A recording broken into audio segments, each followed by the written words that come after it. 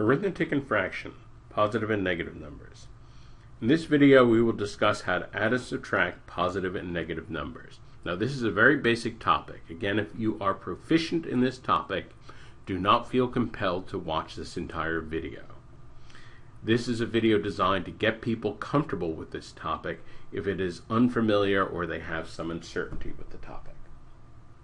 So wherever you are starting, I will assume that you are proficient with two basic cases: how to add two positive integers or how to subtract two positive integers when they're in the form bigger minus smaller.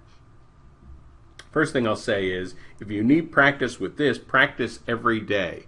It's very important to be proficient in two-digit addition and subtraction. Be able to do that as mental math. That will make the tests much smoother. Now the good news is, if you can do these two things, you can do anything else. This entire topic is very easy if you know these two things. There are many ways to discuss this material. Let's begin with subtraction. Some mathematicians would say subtraction doesn't really exist. What does that mean? Well, subtraction of any number can be rewritten as the addition of a number of the opposite sign.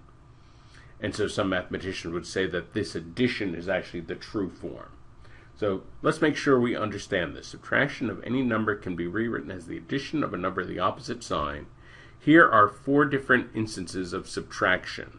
We have a positive minus a positive, a negative minus a positive minus a negative, and a negative minus a negative. In all four cases, we could rewrite that subtraction as addition of a number of the opposite sign. In the cases where we are subtracting a positive, that's the same as adding a negative. In the cases where we are subtracting a negative, that's the same as adding a positive. Well, notice that we get some simplifications, but it's not a simplification in every case. For example, in the first one, it looks like we were better off where we started. We were better off without changing it to addition. In the third one, it looks like we clearly made things better off by changing it to the addition of two positive numbers. In that fourth one, notice that now it's addition, it's commutative, so we can switch the order around, and when we switch the order around, we can rewrite it as subtraction, and that's much easier. So sometimes this is really an important move for simplification, but not always. You don't always have to rewrite subtraction as addition, but it can be a very good simplifying trick to have up your sleeve.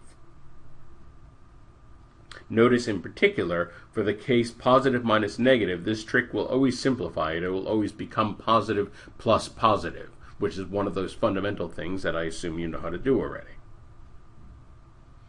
Now let's look at that tricky double negative case, which could appear in the form negative minus positive or in the form negative plus negative. The big idea is we can always factor out a negative sign. Now what does this mean exactly? Let's look at that first one, negative 46 minus 37. We can factor out a negative sign. If we factor out a negative sign, everything inside becomes positive. So it just becomes 46 plus 37, addition of two positive numbers. So you perform that addition and then just stick a negative in front of the sum. You might want to try these others on the page. Pause the video here, try these others, and then you can compare your answers to mine. Here are the answers. One other case folks find tricky is the case small positive minus big positive, which also shows up as small positive plus big negative. Here, the big idea is factoring out a negative sign reverses the order of subtraction.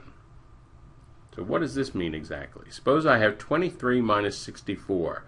If I factor out a negative sign, then what I get is subtraction in the reverse order, 64 minus 23. Well, now that's bigger minus smaller. That we can do. That's one of the fundamental skills. So do that subtraction and then just stick a negative sign in front of it. Let's look at another one.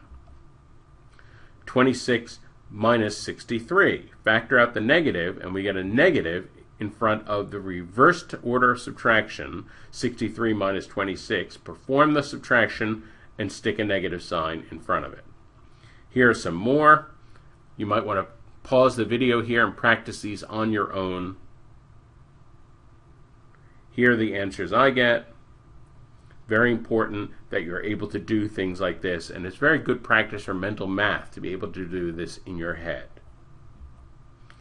These ideas allow you to change any addition or subtraction into either the sum of two positives or the difference of larger minus smaller. Here I just discussed integers for simplicity, but all these same ideas would also be true for positive and negative decimals and fractions. The core skills are addition of two positives or larger positive minus smaller positive. From here, if we're doing positive minus negative, we can change that to positive plus positive. If we have the double negative case, we can factor out a negative sign. And whenever we have smaller minus bigger, we can factor out a negative sign, reverse the order of subtraction, and then what's inside bigger minus smaller, that's something we can do.